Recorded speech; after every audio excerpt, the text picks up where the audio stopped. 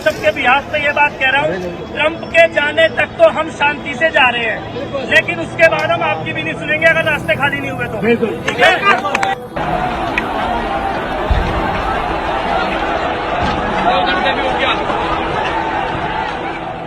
उनका करा वही था हमसे, तो जैसे लगने के बाद बोली कि देखो भाई हमें पता है कि तुम बेकसूर हो, केस लगाए गए तुम पर, ठीक है, लेकिन लग गए ना तो अभी नहीं झेलना पड़ेगा। अभी ऊपर से इजाजत नहीं है जो आपको इनसे निकाला जाए, जब इजाजत होगी तो वो करेंगे।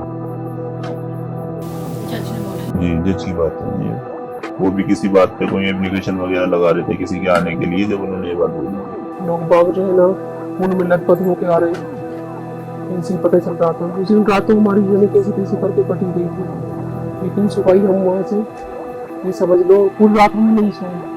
उस रात में सुबह हम निकले वहाँ से 9 बजे, ये समझ लो अगर 10 मिनट हम ना निकलते ना तो बस हम वहीं फंस जाते, कुछ नहीं हो सकता था हमारे साथ। रोड पे जैसे आए पीछे से फोन आ गया, घर पे हमला बोल दिया लोगों ने। बस ये समझ लो ठीक ठाक निकल गए थे, वैसे कोई हमें दिक्कत नहीं हुई। 5 साल हो गए उस आग को जिसने दिल्ली की गलियों को झुलसा दिया था।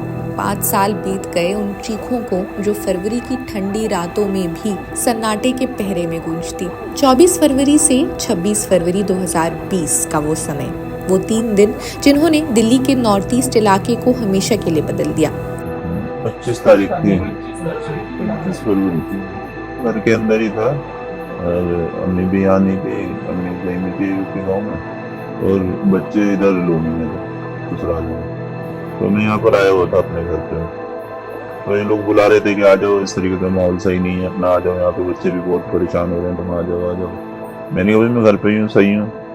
1-2 बार मैंने मना किया, फिर इन्होंने बोला तो मैं फिर चला गया था यहाँ से।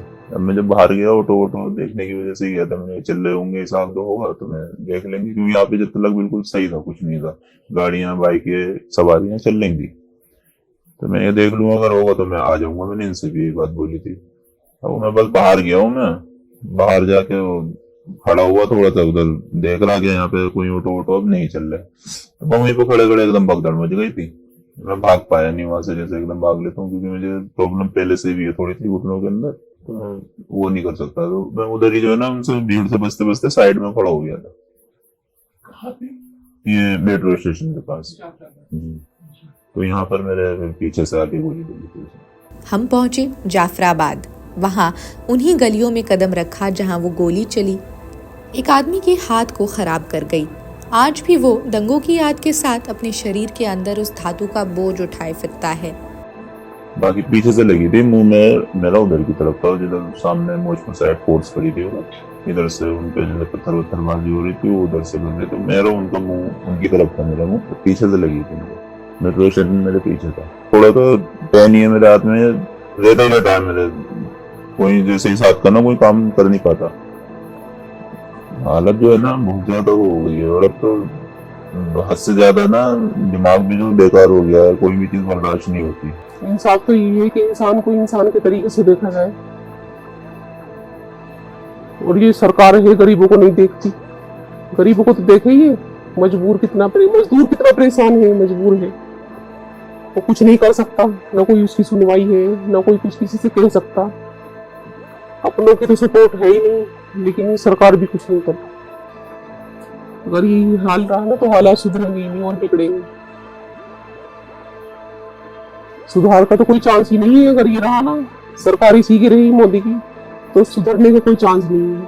और एक कहानी इस महिला की जो इद्दत में थी जब उसके दरवाजे के बाहर ये सब शुरू हुआ।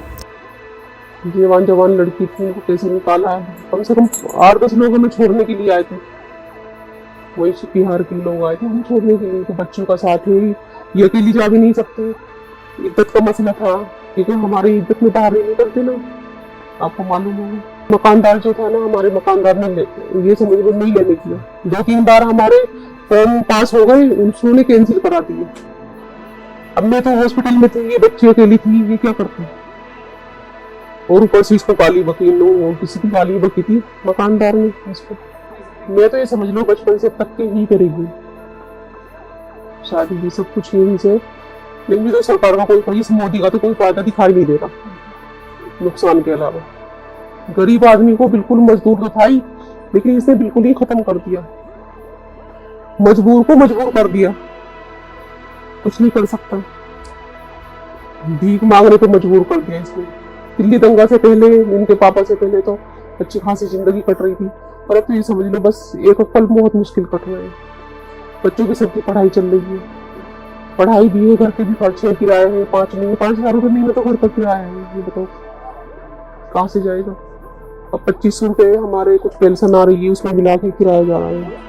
तो नुकसान तो हमारा ये समझ लो, इनकी थोड़ी बहुत चीजें बनवा रखी थी मैंने, कानों की बनवा रखी थी, सोने की, चांदी की पायल वायल, थोड़ा सा लड़कियों को दोनों का करके रखा था। ये समझ लो कुछ नहीं ले गए, तब तो सुनेगा ये 5 दिन में अपने घर पे आ जाएंगे। जितना हमारे घर में सब कुछ नुकसान, बस तन पे कपड़े आए थे, तो कुछ नहीं आया। इनकी जन्म पत्री थी पूरी, जितनी आईडी प्रूफ थे सब खत्म हो गए हमारे। 53 लोगों की जान चली गई, 500 से ज्यादा जख्मी हुए, और जो घर बसे थे वो अब राख में बदल गए। 695 दंगों के मामलों में से सिर्फ 109 पर फैसला हुआ। इनमें भी 90 मामलों में आरोपी बरी हो गए, यानी सिर्फ 19 को दोषी ठहराया गया। लेकिन ये सिर्फ संख्या नहीं है, ये गवाही देती है उस न्याय व्यवस्था की जो गवाहों की खामोशी में ही रह गई है। 51 मामलों में गवाह पलट गए। कल जिन आंखों ने जलते घर देखे थे, आज वो पहचानने से इनकार कर रही हैं। 19 मामलों में पुलिस ने पहचान करने में भी देरी की, सबूतों की कड़ियां वहीं टूट गई। 15 मामलों में पुलिस गवाहों ने दावा किया कि वे दंगाइयों को पहले से जानते थे, पर अदालत में ये दावा टिक न सका। 7 मामलों में गवाहों ने कहा याददाश्त कमजोर हो चुकी है, वे अब कुछ याद नहीं रखना चाहते। और फिर वो मामले जहां न्याय की आंखों पर खुद पट्टी बांध दी गई। सारी फेक वीडियो बनी हुई थी, वो जरा सी इतनी सी आग जल रही है, उसकी जालियों के बीच में होता है ना डिवाइडर जो होता है बीच में, उसके पल्ली साइड रोड से वहां से खड़े होकर उसकी वीडियो बना ली, डिवाइडर के बीच में से आग लगा रखी है, वो इतनी सी आग जल रही है कूड़ेदान में, तो उसकी वीडियो बना के वो डाल दी उस पर, आग भी लगाई इन लोगों ने। तो इस तरीके से फेक वीडियो बना रखी थी। बाकी कोई ऐसी वीडियो जो उन्होंने वहां पर दिखाई दी ना मुझे कि तू देख, अगर तेरी कहीं पे भी इसमें वीडियो हुई तो हम तेरे साथ अच्छा नहीं करेंगे। मैंने उनसे कहा भी, मैंने कहा मेरी कहीं पे भी वीडियो हो तो आप जो दिल रहा है देना, अगर मैं शुरुआत, मैंने कहा मैं झुक भी रहा हूँ, झुक के पत्थर भी उठा रहा हूँ, जब भी आप वो शुरुआत कर देना। तो उन्होंने चल ठीक है, उन्होंने 15-20 करीब ऐसे वीडियो दिखाई थी मुझे, कहीं पे भी कुछ भी नहीं मेरा उसमें रोल। उन्होंने फिर ये पूछा कि तुमने कपड़े कैसे पहन रखे थे, तो मैंने कहा भाई कपड़े, मैं उसमें वीडियो में देख रहा था, मुझे एक बंदा दिखाई दिया, मैंने कहा जैसे इसके कपड़े ऐसे कपड़े पहने ब्लैक कलर के, जैसे इसके कपड़े, और उन्होंने उसी पे सर्किल दे दिया, उसको जूम भी करते जब भी शक्ल नहीं दिख रही, इतना पीछे वो पड़ा हुआ था। और इधर उधर के दंगे वाले, तो उन्होंने देखा वाली क्योंकि मेरा हाथ काम नहीं करता था, ना तो मैं खा सकता था इस हाथ से, ना मैं कुछ कर सकता था। हाथ बस मेरे यहाँ पे ऐसे करके था, यहाँ ऐसे, बस ये ऐसे ही रहेगा कहा, इससे कोई काम नहीं था। तो मुझे फिर वहाँ का सारी उन्होंने जो हो रहा है दंगे वाले, तो उन्होंने एक सेवा समझ के मतलब मुझे बहुत उन्होंने वो किया, मुझे नहलाना, मुझे खाना खिलाना, सारे काम उन्होंने किए। पुलिस वाले वहाँ के वो कोई ध्यान नहीं देता था उस चीज़ पे। तड़प रहा हूँ गली में, वहाँ पे गैलरी होती थी, उसमें पड़ के तड़प रहा हूँ, दरस से वो चोर मचाए जा रहे हैं, कह रहे इन्हें देखो, कोई जल्दी से आते नहीं, बहुत बुरा वक्त था। तो उसके बाद से भी मैंने कोशिश की चलने की, जाता भी हूँ, कभी बाहर मोहल्ले वाले लेकर आते हैं मुझे, कहीं पे भी हालत खराब हो जाती है, कोई पकड़ के ला रहा है कहीं पे, तो कभी भी हालत दिक्कत हो जाती है इस चीज़ की। 20 साल से जान पहचान है, उनके पास मैं काम करता हूँ।